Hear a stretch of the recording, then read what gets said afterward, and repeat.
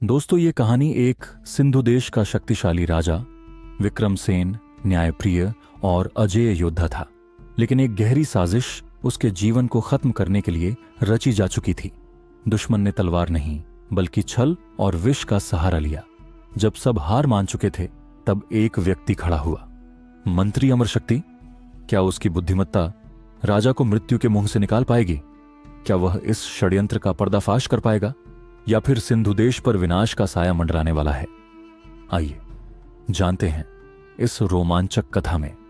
राज्य सिंधु देश की समृद्धि और विस्तार के चर्चे दूर दूर तक फैले थे। राजा विक्रमसेन न्यायप्रिय, प्रजावत्सल और वीर योद्धा थे। उनकी तलवार के वार से बचना असंभव था, लेकिन उनकी सबसे बड़ी ताकत उनकी चतुराई नहीं बल्कि उनका भरोसा था, जो वे अपने मंत्री अमर शक्ति पर रखते थे। अमर शक्ति केवल नाम से ही नहीं बल्कि अपने गूढ़ ज्ञान, राजनीति और युद्ध नीति में अपराजेय बुद्धि के लिए प्रसिद्ध थे। लेकिन हर महानता के पीछे दुश्मन भी होते हैं। सिंधु देश के वैभव से ईर्ष्या रखने वाले कई पड़ोसी राज्य राजा विक्रमसेन के विनाश की साजिश रच रहे थे। खासकर महासेनगढ़ का राजा भीमकेतु, जो विक्रमसेन से पुरानी दुश्मनी रखता था। कई बार आक्रमण करके भी वह सिंधु देश पर कब्जा न कर सका, इसलिए अब उसने एक नया खेल रचा। एक दिन अमर शक्ति को गुप्तचर से खबर मिली कि महासेनगढ़ ने इस बार लड़ाई के बजाय छल का सहारा लिया है। भीमकेतु ने अपने राज्य के सबसे कुशल विश्व विशेषज्ञ और मायावी तांत्रिक को बुलाकर एक ऐसा जहर तैयार कराया जिसे पीते ही व्यक्ति 60 दिनों तक सामान्य रहेगा, लेकिन 8वें दिन उसकी मृत्यु निश्चित थी। यह जहर न तो किसी विश्व विशेषज्ञ से पहचाना जा सकता था, न ही इसका कोई उपचार था।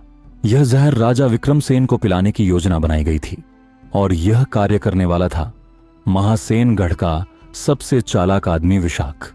विशाख ने सिंधु देश के दरबार में प्रवेश करने के लिए एक व्यापारी का रूप धारण किया, जो दुर्लभ मसाले और औषधियां बेचने का दावा करता था।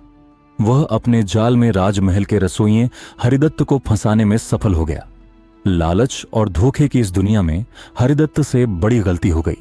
विशाख ने उसे एक ऐसा मसाला दिया जिसे राजा के भोजन में मिलाते ही जहर अपना काम कर जाता। हरिदत्त को इसका एहसास नहीं था। उसने सोचा कि यह केवल सामान्य नशे का असर करेगा और राजा को हल्का अस्वस्थ कर देगा, ताकि विशाख का इलाज प्रभावी लगे और वह राजा के करीब आ सके। ओके, राजा विक्रमसेन ने जैसे ही वह भोजन ग्रहण किया, अमर शक्ति को एक अजीब सा आभास हुआ। वे वर्षों से राजा के साथ थे और जानते थे कि उनकी शक्ति अपराजेय है। लेकिन उस दिन राजा का चेहरा थोड़ा म्लान दिखा। मंत्री ने तुरंत चिकित्सक को बुलवाया, लेकिन किसी भी परीक्षण में कोई विष नहीं मिला। राजा सामान्य थे, कोई परेशानी नहीं दिख रही थी।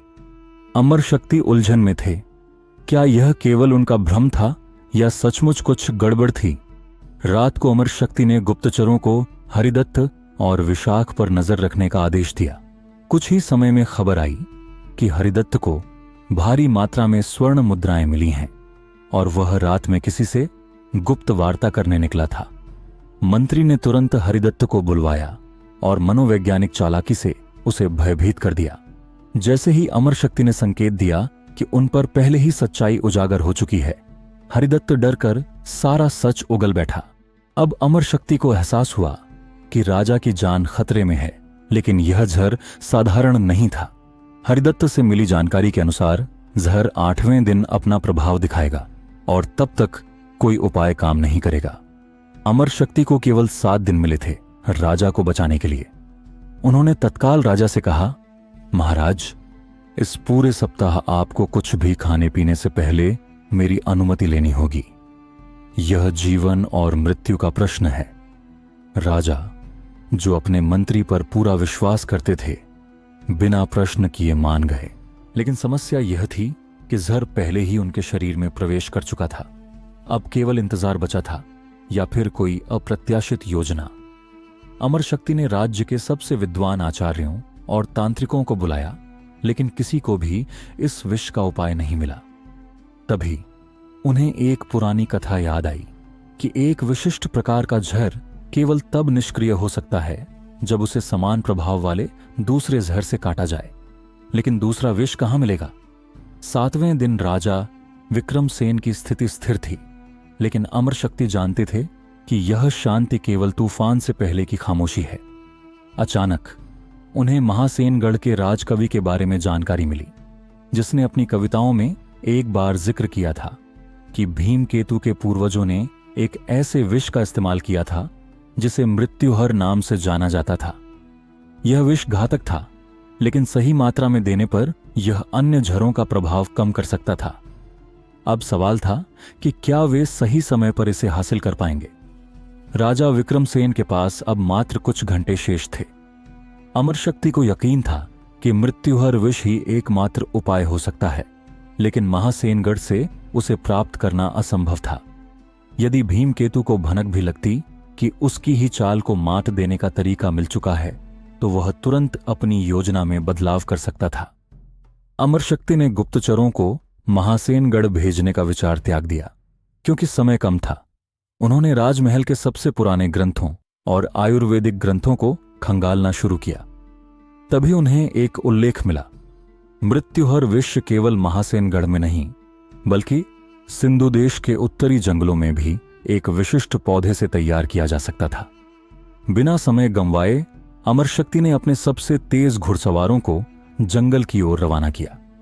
उन्होंने संदेश दिया कि अगर पौधा मिल जाए तो उसे तुरंत लेकर राजमहल पहुंचे, लेकिन यदि जंगल में कोई बाधा आए तो वहीं से एक बाज के माध्यम से संकेत भेज दें।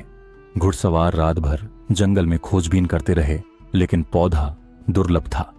अंततः सुबह होने से कुछ घंटे पहले एक सैनिक ने झाड़ियों के बीच चमकती हुई लाल पत्तियों वाले पौधे को पहचाना। उन्होंने तत्काल इसे उखाड़कर बांस के एक विशेष पात्र में रखा और घोड़ों को पूरी गति से दौड़ाया।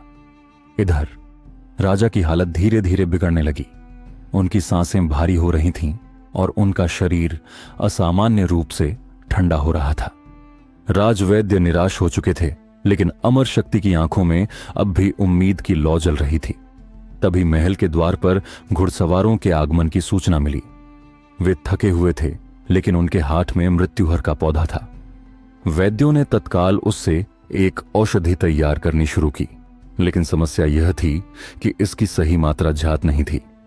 मृत्युहर का अधिक मात्रा में सेवन करना राजा के लिए उतना ही घातक हो सकता था जितना कि पहले से फैला विष। अमर शक्ति को एक निर्णय लेना था। या तो वे इसे तुरंत राजा को दें या फिर और परीक्षण करें, जिससे समय व्यर्थ हो सकता था। अंततः उन्होंने अपनी बुद्धि और अनुभव का सहारा लेते हुए औषधि की एक नियंत्रित मात्रा तैयार करवाई और राजा को पिलाई। दरबार में सभी सांसें रोककर यह देखने लगे कि इसका असर क्या होगा। औषधि पीते ही राजा की हालत और खराब हो गई। उनका शरीर कांपने लगा और कुछ ही क्षणों में वे बेहोश हो गए। राजमहल में भय और निराशा का माहौल छा गया। कई दरबारियों ने यह मान लिया कि राजा अब नहीं बचेंगे, लेकिन अमर शक्ति शांत बने रहे। उन्होंने चिकित्सकों को राजा के शरीर के तापमान और नाड़ी पर नजर रखने का आदेश दिया। धीरे धीरे लगभग 2 घंटे बाद राजा के शरीर में गर्माहट लौटने लगी और उनकी सांसें स्थिर हो गईं। अगली सुबह राजा विक्रमसेन ने आंखें खोलीं। वे अभी भी कमजोर थे, लेकिन उनके चेहरे पर जीवन लौट आया था। अमर शक्ति की रणनीति सफल हुई थी, लेकिन उन्हें पता था कि अब भीमकेतु चुप नहीं बैठेगा। उन्होंने तुरंत अपने गुप्तचरों से महासेनगढ़ की गतिविधियों पर नजर रखने का आदेश दिया। कुछ ही दिनों में सूचना आई कि भीमकेतु को पता चल गया था कि उसकी योजना असफल हो गई है। अब उसने अंतिम उपाय के रूप में युद्ध की घोषणा कर दी थी।